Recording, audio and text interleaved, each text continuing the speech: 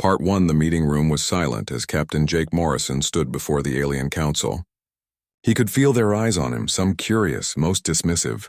The Galactic Combat Academy had ruled over military training for thousands of years. They knew everything about warfare, or so they believed. Jake took a deep breath and activated the hologram projector. Images of human soldiers appeared in the air, each holding 2 weapons instead of 1. The aliens leaned forward, their interest piqued for just a moment.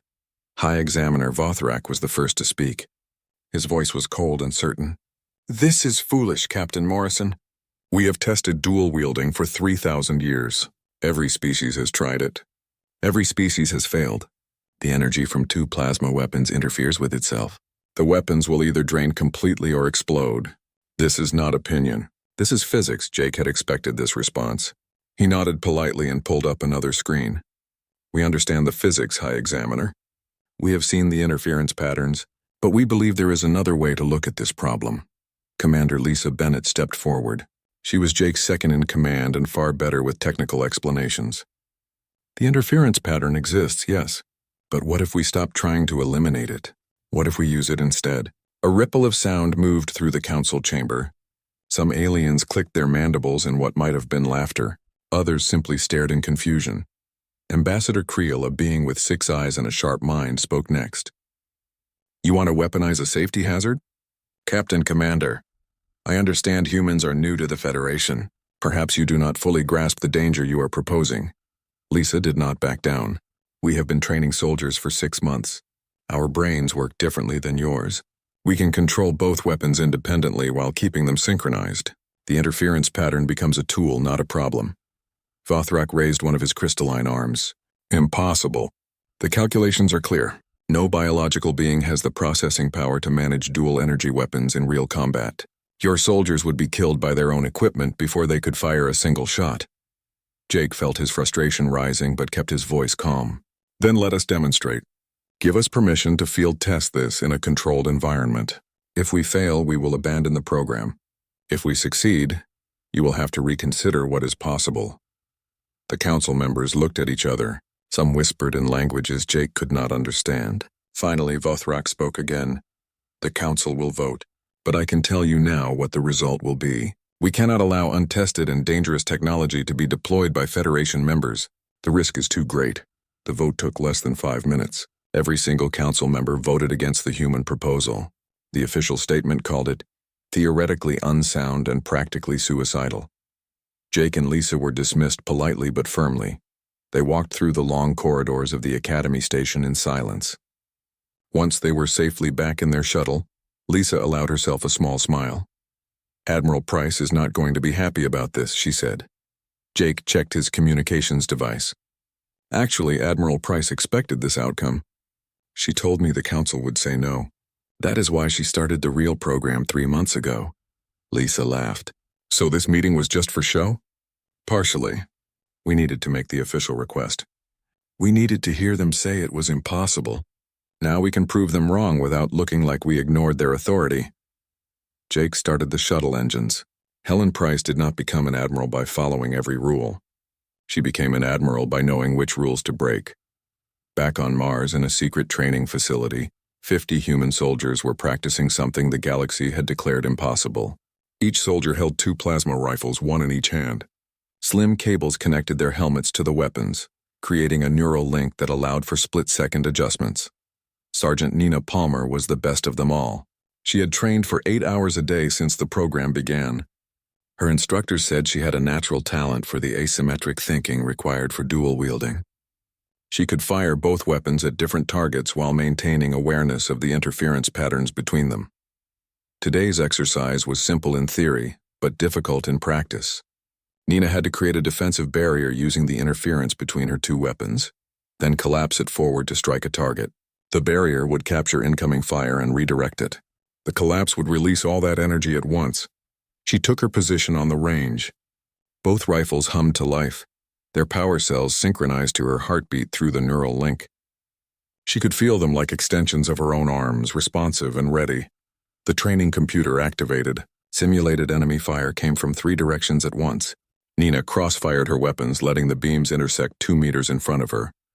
The interference pattern appeared exactly as the Academy had warned, a swirling vortex of unstable energy.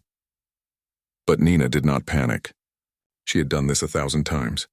She adjusted her aim by tiny degrees, shaping the vortex into a shield. The simulated fire hit the barrier and was absorbed, adding its energy to the pattern. Then Nina shifted her stance and changed the angle of her rifles. The vortex collapsed forward like a breaking wave, releasing all its stored energy in a concentrated blast. The target exploded into fragments. Her instructor, a veteran named Carlos Rodriguez, nodded in approval. "Good work, Palmer. You are ready for real combat." Nina powered down her weapons and removed her helmet. "Do you really think we will get the chance?" The Academy said no. Carlos smiled. "The Academy always says no to new ideas. That is why they have been fighting the same way for 3,000 years. We are humans. We do not accept no as a final answer." Across the training facility, other soldiers were mastering their own techniques. Some specialized in rapid switching between targets. Others focused on creating multiple interference barriers that could protect an entire squad. A few were experimenting with using the vortex effect to shoot around corners and through narrow gaps. What the Galactic Combat Academy had declared impossible was happening in real time. On a red planet that had once been considered uninhabitable, humans were doing what they did best, taking something everyone said could not be done and making it work anyway. Admiral Helen Price watched the training from her office overlooking the facility. She was a woman in her 60s with gray hair and sharp eyes that missed nothing. She had fought in 3 wars and commanded fleets across a dozen systems. She knew that military innovation did not come from committees and councils. It came from soldiers willing to try what others feared. Her communication console beeped. It was Jake Morrison, calling from the shuttle on his way back from the Academy station. "They said no, as expected," Jake reported. Helen nodded. "Good. Now we do not have to worry about following their protocols." "How long until the first combat deployment?" "Nina Palmer's squad is ready now. Carlos Rodriguez has another squad ready within the week. We could field a full company within the month. Make it 2 weeks. I have a feeling we are going to need them sooner than we think." Helen ended the call and looked back at the training floor. Humanity had been part of the Galactic Federation for only 40 years. They were the newest members, the least experienced, the ones everyone expected to follow and learn. But humans had not survived on Earth by being followers. They had survived by being stubborn, creative, and willing to try things that everyone else thought were impossible. The Academy had declared dual-wielding impossible. Humanity had accepted that as a challenge, not a limitation, and soon, very soon, the galaxy was going to learn what happened when you told a human something could not be done. Part 2, the colony of New Seattle was dying. Colonel Danny Hayes watched the tactical display with growing despair as red markers multiplied across the screen. Each marker represented a Kreshtar landing ship, and there were far too many of them. New Seattle was a small colony on Proxima B, home to 8,000 civilians who had come here to start fresh lives. They had farms, schools, small businesses. They had children who played in the domed parks. They were not soldiers. They were not prepared for this. The Kreshtar were raiders, insectoid warriors who lived for battle and plunder. They stood 3 meters tall with armored exoskeletons that could withstand most small arms fire. Their weapons were brutal and effective. Worst of all, they had brought enough ships to overwhelm the colony's minimal defenses. Danny had 200 militia members, farmers and teachers who had basic weapons training. Against 3,000 Kreshtar warriors, they would last maybe an hour. "Sir, we have an incoming ship," called out Lieutenant Amy Walsh from the communications station. "It is the Valiant. Captain Rodriguez is requesting permission to land and deploy ground forces." Danny felt a spark of hope. The Valiant was a Federation military vessel. If they had even a platoon of trained soldiers, it might buy enough time to evacuate the children. "Permission granted. Tell them to land in the main plaza. We will take any help they can give us." The Valiant came down through the atmosphere like a meteor, engines screaming as it pushed past safe descent speeds. The ship hit the plaza hard, landing struts barely deployed before the cargo bay doors blew open with explosive bolts. 50 soldiers emerged, and Danny's hope died a little. 50 soldiers against 3,000. It was not enough. Then he noticed something strange about how they were equipped. Each soldier carried 2 plasma rifles, one in each hand. Neural interface cables ran from their helmets to the weapons. This was not standard Federation equipment. This was something new. Sergeant Nina Palmer was first out of the ship. She moved with confidence, her dual rifles already powered up and humming. Behind her, the rest of the squad spread out in practiced formation. The Kreshtar noticed the new arrivals immediately. A full company of warriors turned their weapons toward the plaza. Danny had seen Kreshtar plasma cannons before. One shot could punch through concrete. 50 shots would vaporize everything in the plaza. The Kreshtar fired. Nina did not run. She did not take cover. She cross-fired her rifles, both weapons discharging at angles that made the beams intersect directly in front of her position. The interference pattern appeared, just as the Galactic Academy had warned it would. A swirling vortex of unstable energy formed in the air, but instead of destroying Nina's weapons or exploding in her face, the vortex expanded outward like a shield. The Kreshtar plasma fire hit the vortex and stopped. The energy was absorbed, captured, held within the swirling pattern. Danny watched in amazement as Nina adjusted her aim by the smallest degree. The vortex collapsed forward, releasing all the captured energy in a single directed wave. 3 Kreshtar warriors simply ceased to exist. Vaporized by their own weapons' fire turned back against them. Dual teams, advance. Captain Carlos Rodriguez's voice cut through the squad channel. Standard butterfly formation. Show them what impossible looks like. The human soldiers moved forward in pairs. Each pair created their own interference patterns, overlapping fields of energy that shifted between defense and offense in heartbeats. The Kreshtar had never seen anything like it. Private Lucas Grant partnered with Corporal Emma Stone.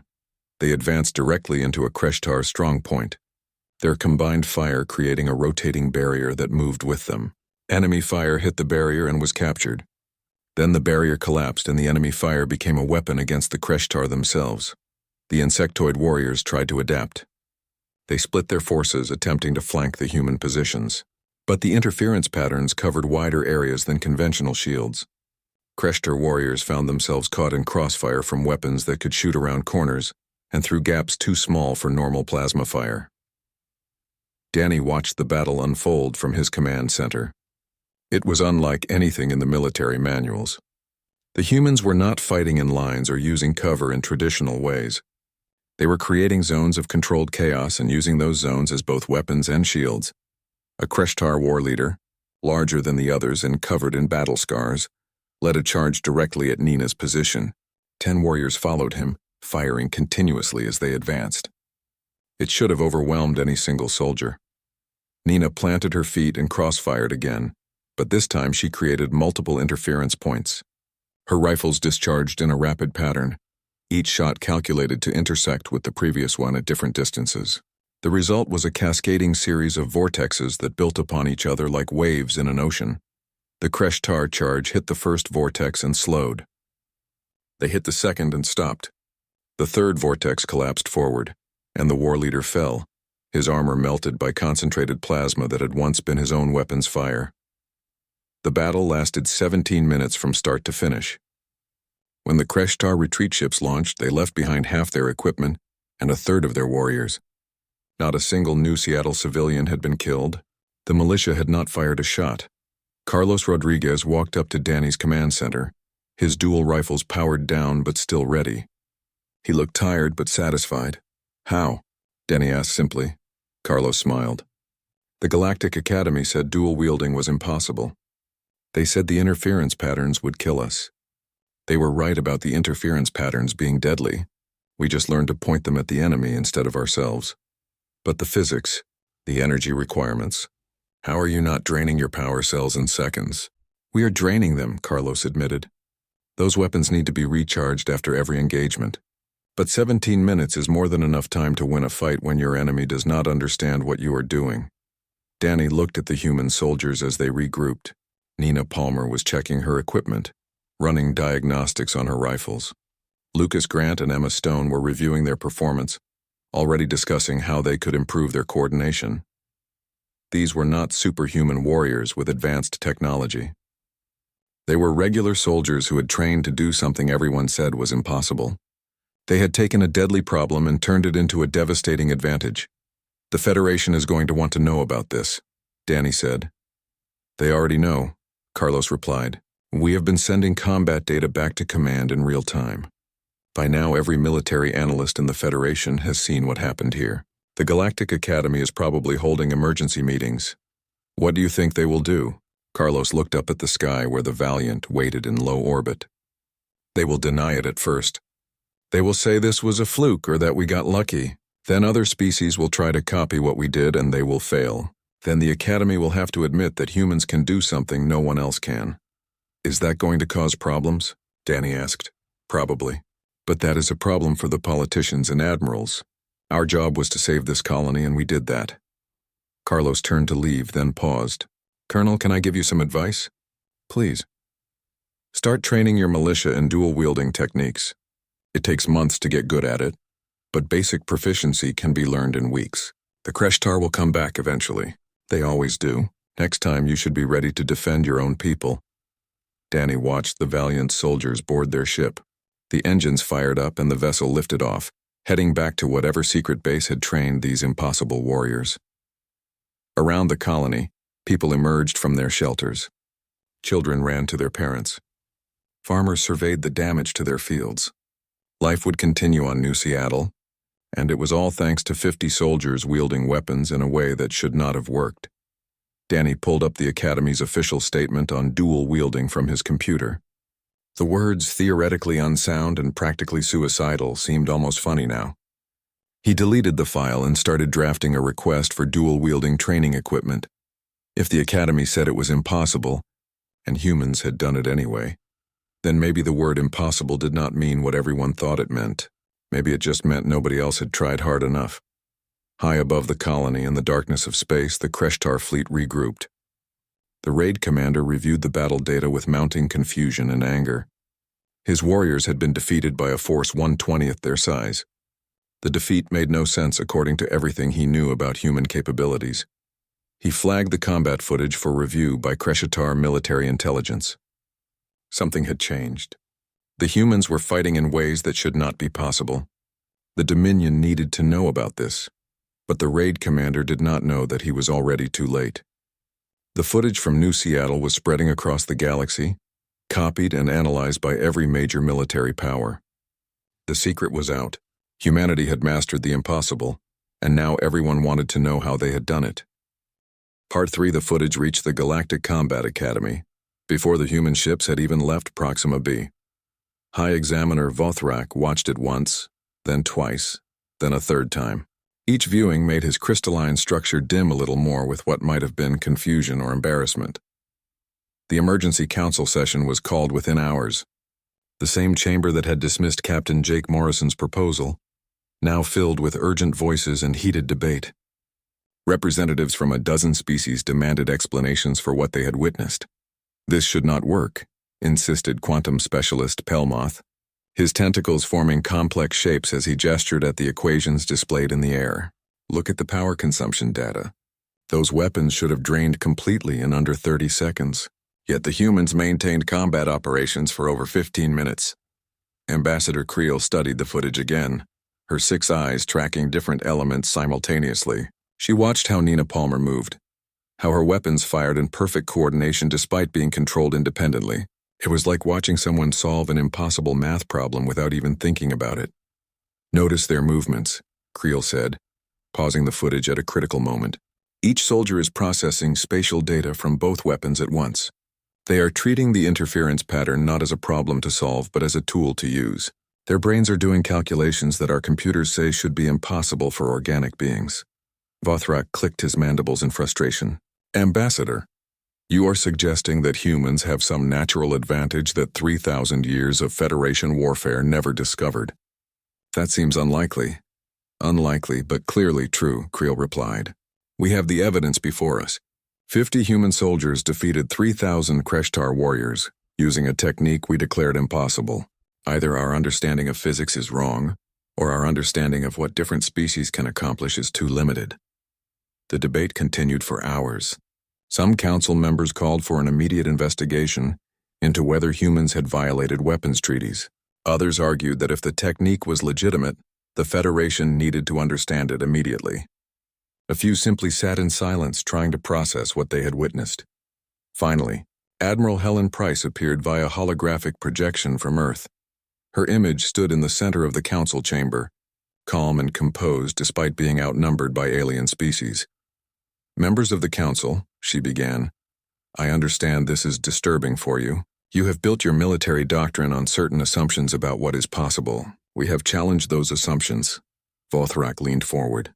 "Admiral Price, your species submitted a proposal for dual-wielding technology. We rejected it on sound scientific principles, yet you proceeded anyway. This shows a disregard for Federation authority." Helen shook her head. "With respect, High Examiner, we showed a disregard for being told something was impossible without testing it ourselves. Your physics were correct. The interference patterns are real and dangerous. But your conclusion was wrong. The patterns can be controlled and weaponized. By humans," Pelmuth interjected. "Only by humans, apparently. We have already run simulations with other species attempting the same techniques. All failed catastrophically." "Then perhaps," Helen said carefully, "this is an area where humanity can contribute something unique to the Federation. Every species has strengths. This happens to be one of ours." The council chamber fell silent. The implications were clear and unsettling. Humanity, the newest and least experienced member of the Federation, had developed a combat capability that no other species could replicate. The balance of military power had shifted, and no one was quite sure what that meant. Vothrak finally spoke. "The Council demands a formal demonstration, under controlled conditions with full sensor monitoring and scientific observation. We need to understand exactly what your soldiers are doing."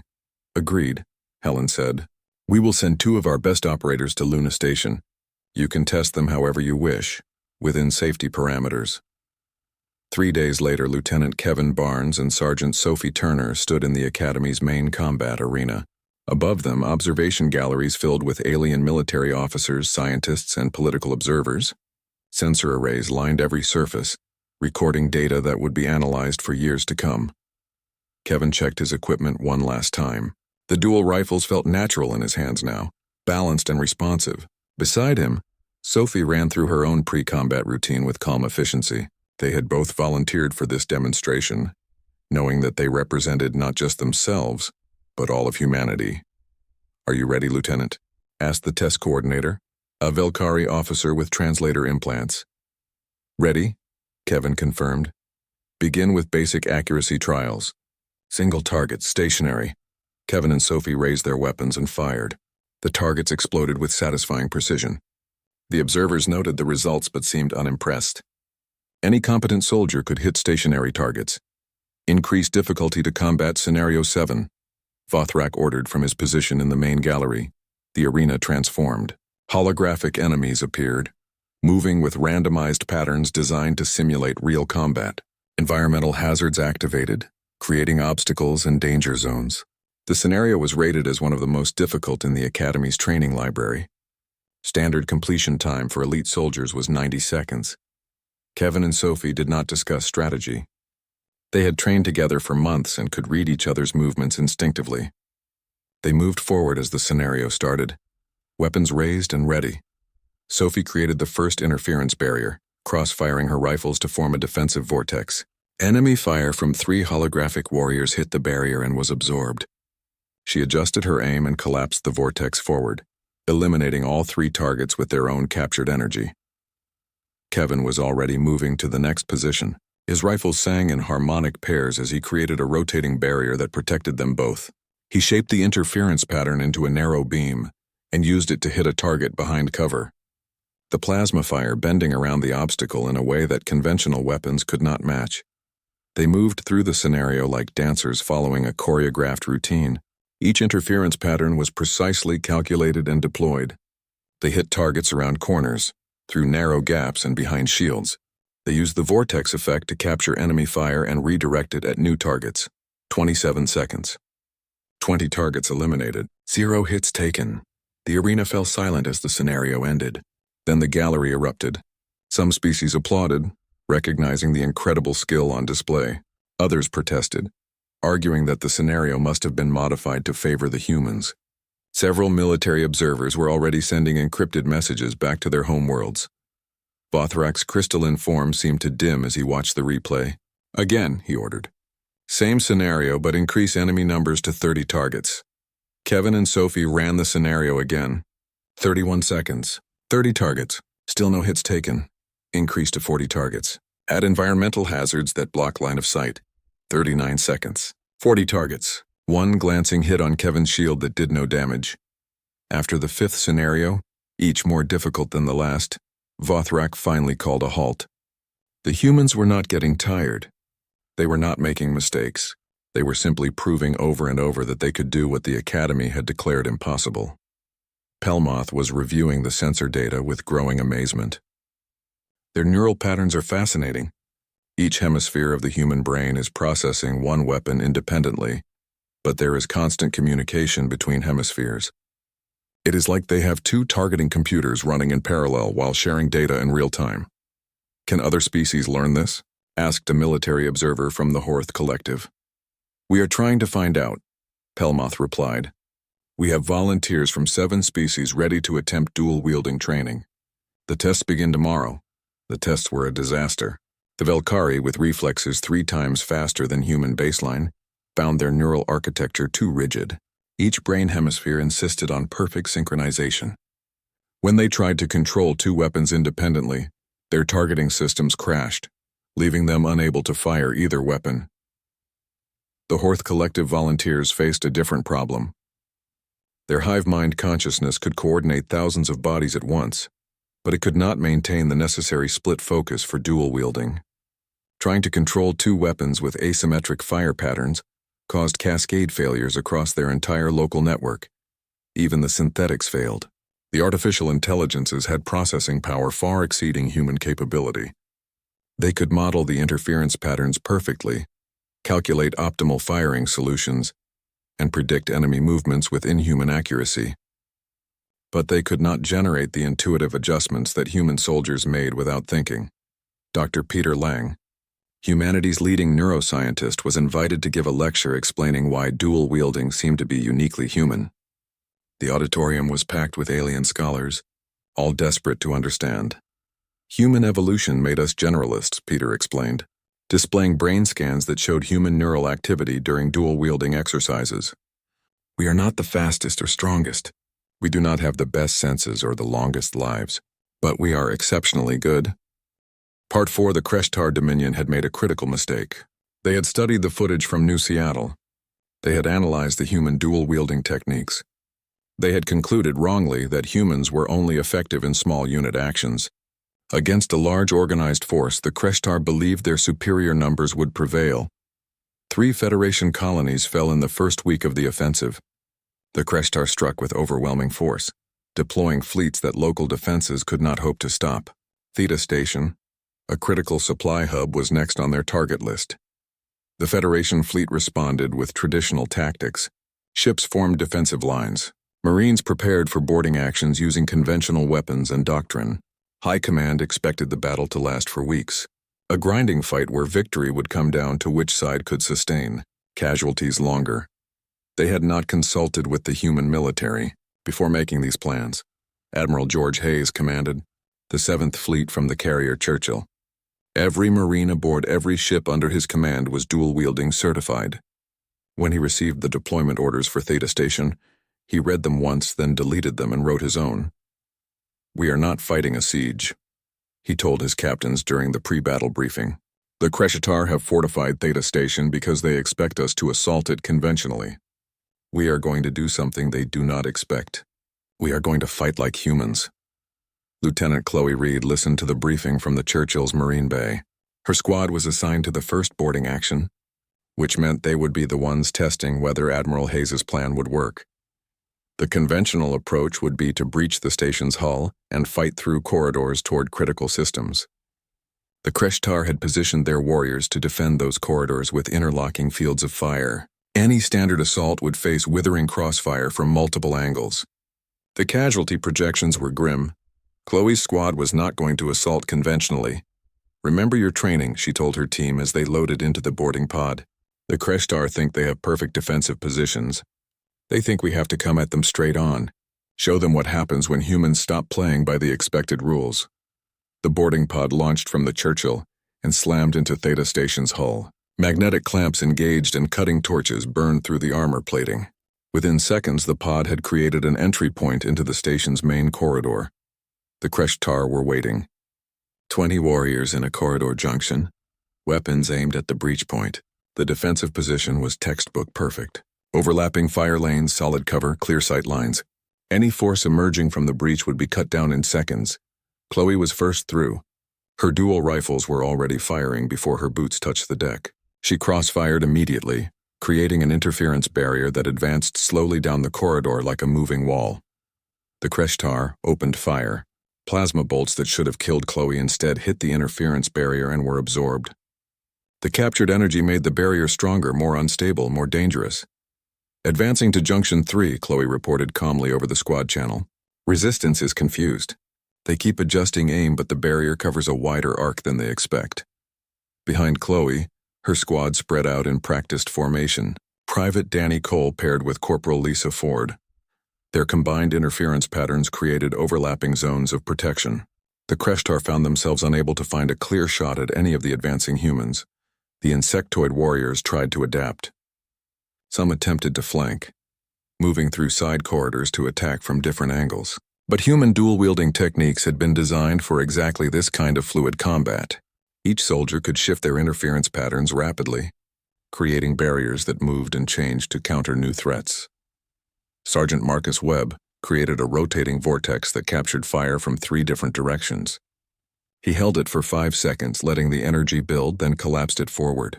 The released plasma swept down the corridor like a wave, forcing the Kreshtar to retreat or be incinerated. They are falling back to secondary positions, Marcus reported. Recommend we press the advantage before they can reorganize, Chloe agreed. All teams advance. Stay in pairs. Remember that our barriers can protect the people next to us too. Keep moving and do not give them time to adapt. The human squads pushed deeper into Theta Station. At every defensive position, the same scene played out. The Kreshtar would open fire from prepared positions. The humans would create interference barriers that absorbed the fire. Then the barriers would collapse, redirecting all that captured energy back at the defenders. The Kreshtar had never fought an enemy like this. Their warriors were brave and well-trained. But courage meant nothing against opponents who could turn your own weapons against you. Conventional tactics did not work when the enemy could shoot around corners and through gaps you thought were too small to matter. In the station's command center, the Kreshtar war leader watched his defensive positions collapse one after another. His tactical display showed human forces advancing through areas that should have been impassable. They were moving too fast, taking too few casualties, fighting in ways that made no sense. How many attackers? He demanded. Sensors indicate approximately 200 human Marines, his intelligence officer replied. 200? The war leader's antennae quivered with disbelief. We have 3,000 warriors on this station. How are we losing to 200 enemies? They are using the dual-wielding technique, Commander. Our fire is being captured and used against us. Our defensive positions are becoming death traps because our own weapons are killing us. The war leader made a decision that would shame him for the rest of his life. Signal full retreat. Abandon the station. We cannot win this fight. 4 hours after the first boarding pod launched, Theta Station was secured. Admiral George Hayes accepted the formal surrender from the Kreshtar war leader in the station's main docking bay. You fought well, the war leader said through his translator. But how do we fight warriors who turn our strengths into weaknesses? You use our weapons against us. You make our defensive positions into traps. What tactics can counter this? George considered the question. You could try not attacking Federation colonies. We are actually quite reasonable when people are not trying to kill us. The Kreshtar fleet departed, carrying with them the survivors of a battle they should have won easily. The casualty reports made for grim reading in Kreshtar High Command. 3,000 warriors deployed. 2,000 casualties. Station lost in 4 hours to a force 1/15 their size. Back on the Churchill, Chloe Reed was cleaning her equipment when Admiral Hayes came to the Marine Bay. The crew snapped to attention, but he waved them at ease. I wanted to thank you personally, Hayes said. Your squad led the assault and proved that dual-wielding works just as well in ship-to-ship combat as it does on planetary surfaces. Just doing our job, sir, Chloe replied. You did more than your job. You changed how the galaxy thinks about combat. Hayes looked at the Marines gathered in the bay. Every species in the Federation has been fighting the same way for thousands of years. They perfect their techniques, refine their tactics, and become very good at what they do. But they stop innovating. Humans do not stop innovating. We look at something that everyone says is impossible and we ask, have you actually tried? Most of the time it turns out nobody really tried hard enough. They just accepted that it could not be done. George paused, looking at the dual rifles racked along the wall. Dual-wielding was impossible according to the Academy's best minds. They had proof mathematics, 3,000 years of failure. They were right about the physics. They just never considered that someone might learn to work with the chaos instead of against it. News of Theta Station spread rapidly. Within days, every military power in the galaxy was analyzing the battle data. The conclusion was inescapable. Human dual-wielding techniques were not just effective in skirmishes. They were devastating in major engagements. The Galactic Combat Academy convened another emergency session. Vothrak looked older now, his crystalline structure showing stress fractures that had not been there a year ago. We must address this situation, he told the Council. Humanity has developed a capability that fundamentally changes combat dynamics. Our traditional doctrines are becoming obsolete when facing dual-wielding opponents. Ambassador Creel leaned forward. High Examiner, perhaps it is time to accept that we were wrong. Not wrong about the physics, but wrong about the conclusion. The Academy declared dual-wielding impossible. Humanity proved otherwise. We can continue denying this, or we can learn from it. Learn what? Demanded a military representative from the Velkari Confederacy. We have tried to train our soldiers in these techniques. All failed. Only humans can dual-wield effectively. What lesson is there except that humanity has a natural advantage we cannot counter? The lesson, Creel said quietly, is that when someone tells you something is impossible, they might be wrong.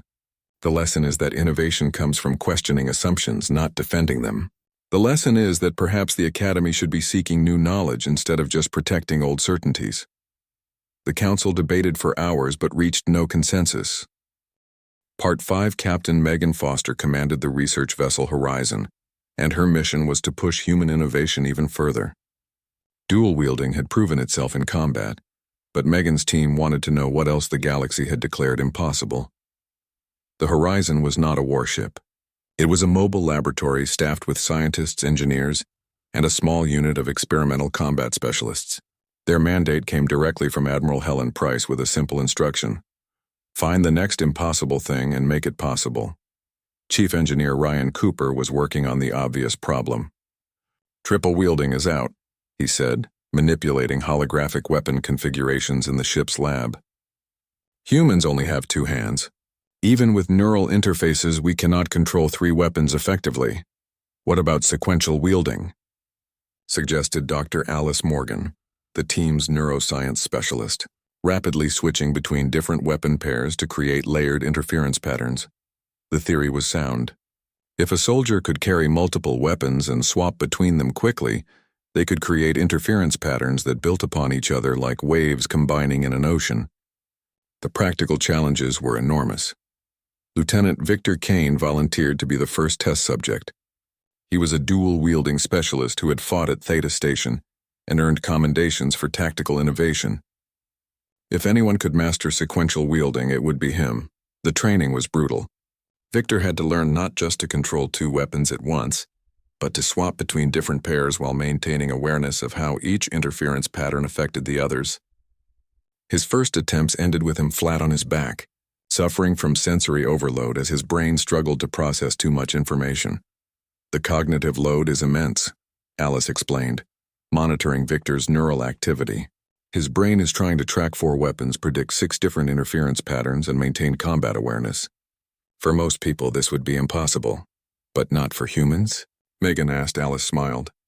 Not for stubborn humans who refuse to quit. Victor's brain is actually adapting.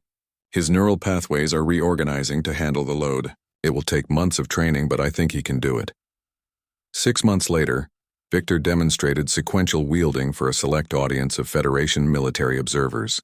He carried 4 plasma rifles in specialized quick-draw holsters. His neural interface was upgraded to handle multiple weapon links simultaneously. The demonstration began simply. Victor drew 2 rifles and created a standard interference barrier. Then, while maintaining the first barrier with micro-adjustments, he holstered those weapons and drew a second pair. The second interference pattern layered over the first, creating a composite field that was stronger and more versatile than either pattern alone. The observers watched in fascination as Victor built up to 4 layered patterns, each one affecting and strengthening the others. When he finally released the combined energy, the target was not just destroyed but vaporized along with everything in a 3-meter radius. "This changes the tactical calculations again," muttered a Velkari observer. "We were just beginning to develop counters to standard dual-wielding. Now humans can create pattern combinations we have never seen." The Galactic Combat Academy requested another meeting with human representatives. This time the tone was different. Fothrak spoke with respect rather than dismissal.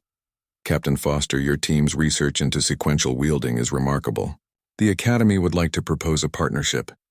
Instead of working separately, perhaps humans and the Academy could collaborate on pushing the boundaries of combat innovation." Megan considered the offer carefully. "What kind of partnership are you proposing?"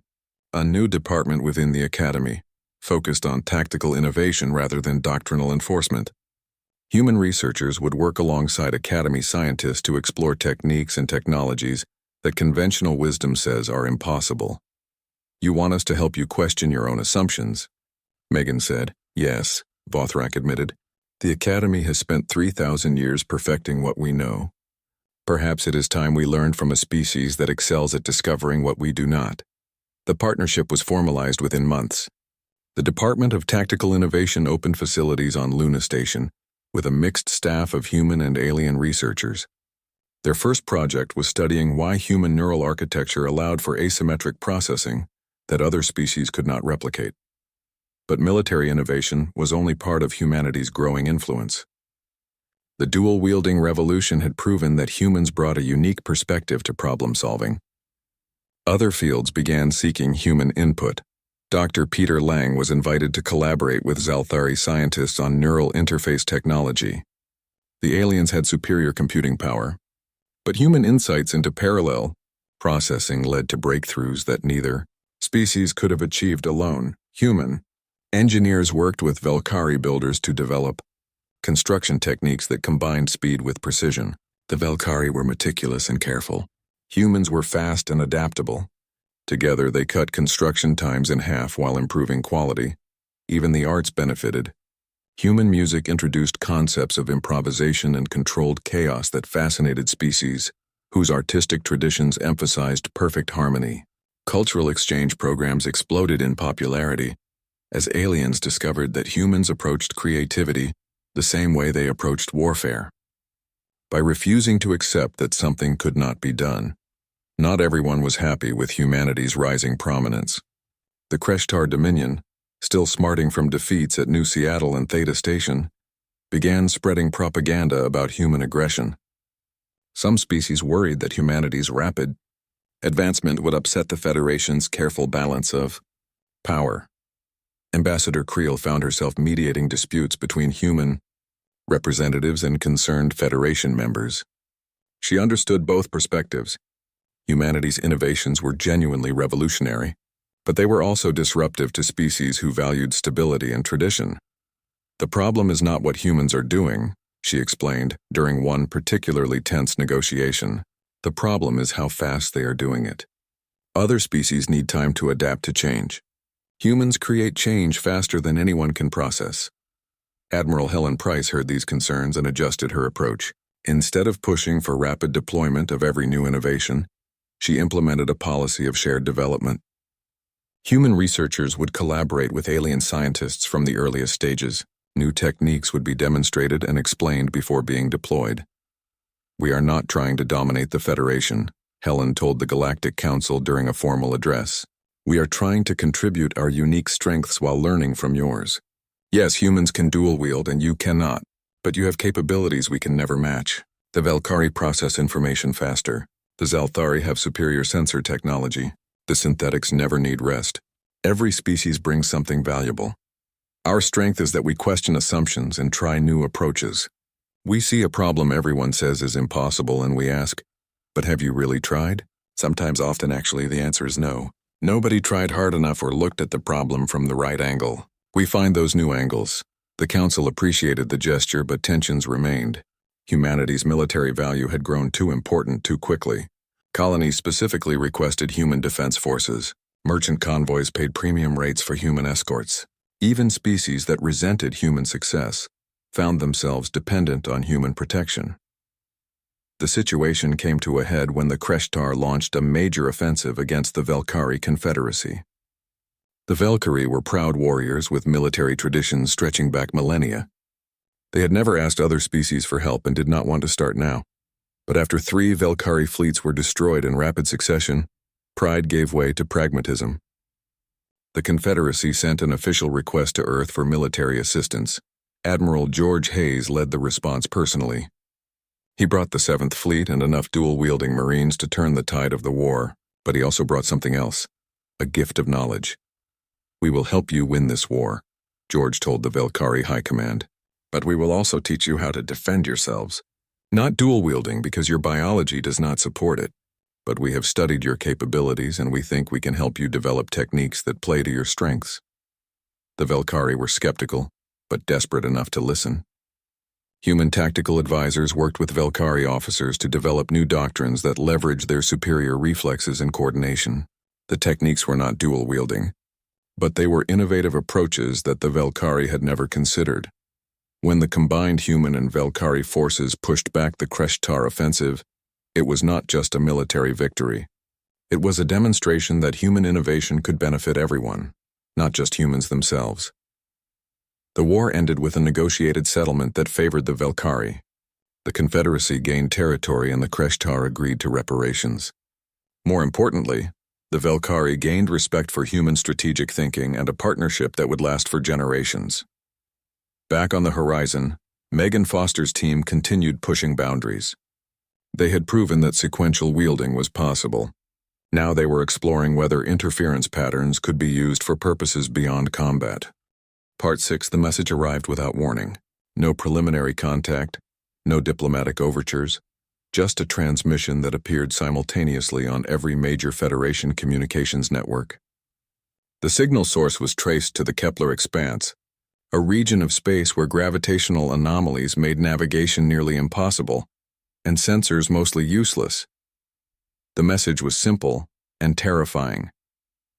"Prove your species deserves to exist, or be eliminated. You have 30 days. The sender identified themselves as the Void Collective, a name that appeared in ancient Federation records but had not been heard from in over 2,000 years. According to fragmentary historical data, the Void Collective was an advanced civilization that had tested younger species before, always with the same ultimatum. Species that passed the test were left alone. Species that failed simply disappeared.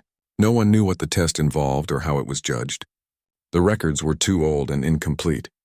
The Federation Council convened an emergency session. Representatives from every member species debated the appropriate response. Some argued for military preparation. Others suggested attempting diplomatic contact. A few wanted to evacuate key populations to remote systems and hoped the Void Collective would not find them. Admiral Helen Price sat in the council chamber as Earth's representative. She listened to the debate for 3 hours before requesting permission to speak. "We are approaching this wrong," she said. "The Void Collective has not attacked us. They have not made demands. They have set a test. Our response should not be military or diplomatic. It should be to understand what is being tested. And how do you propose we do that?" asked Vothrak. "The message gave us no details about the test or its criteria." "Then we go to them," Helen replied. "We send a small force to the Kepler expanse and we ask what they want from us. If they are truly testing whether we deserve to exist, they will at least explain the test." The council voted to send a delegation. Every species wanted representation, but the mission required a small mobile force that could operate in the expanse's chaotic conditions. After much debate, it was decided to send the 9th Battalion, a human military unit with extensive dual-wielding experience. Colonel Jake Morrison, son of the captain who had first proposed dual-wielding to the Academy, received command of the mission.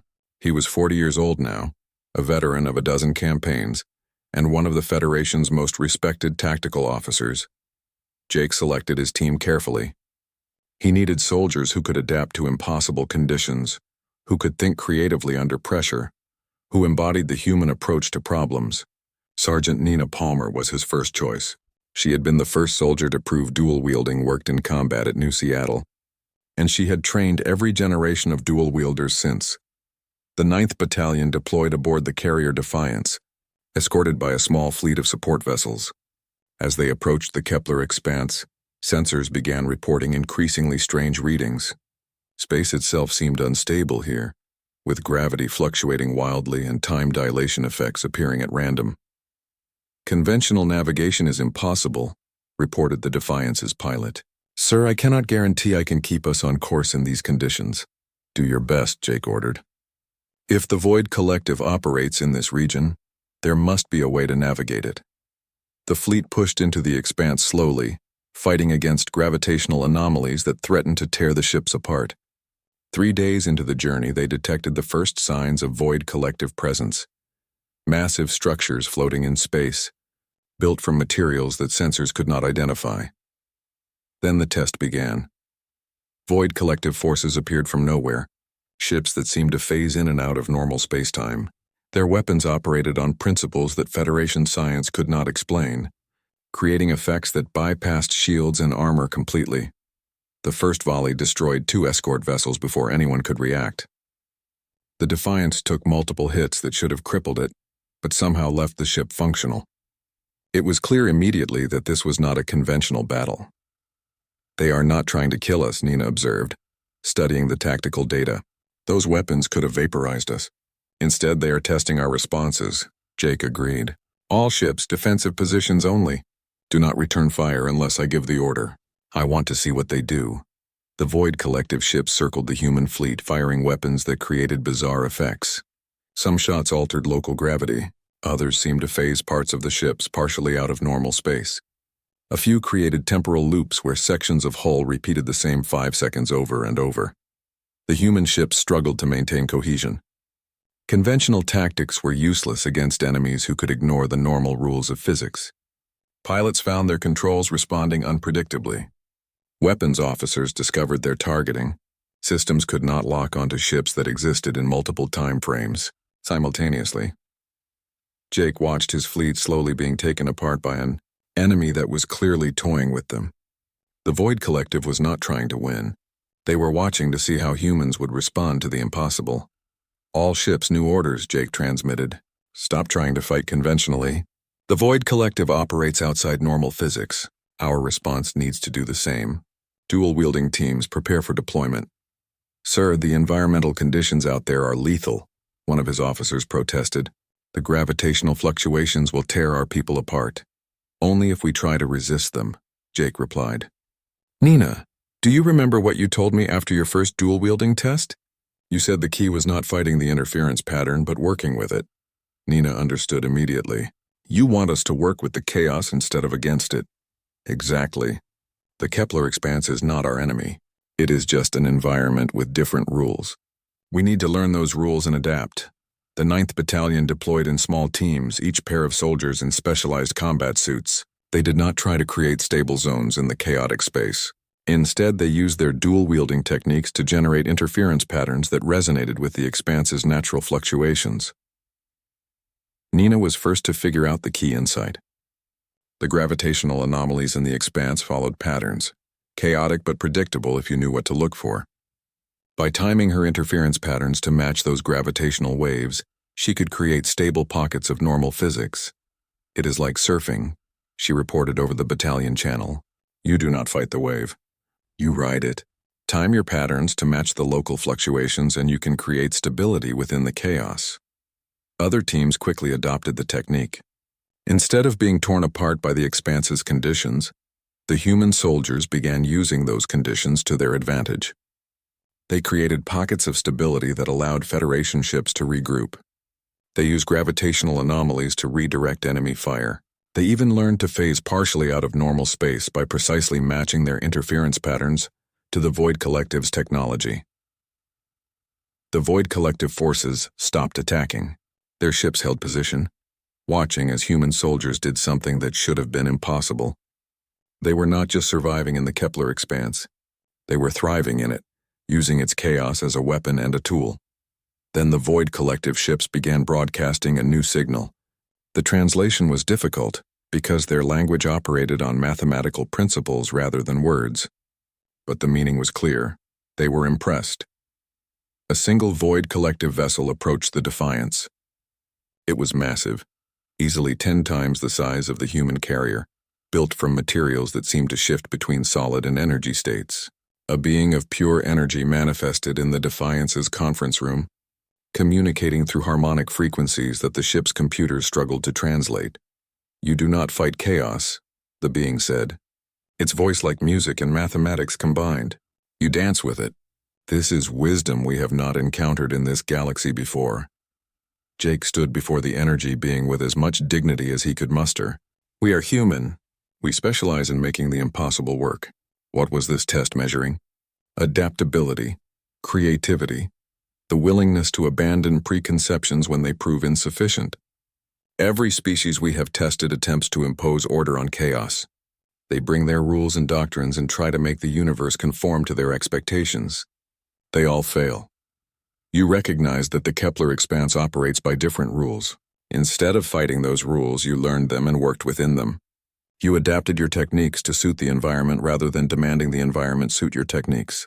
This is the mark of a species that will survive and grow. The energy being pulsed with colors humans had no names for. The test is complete. Humanity and its Federation allies may proceed. We will not interfere with your development.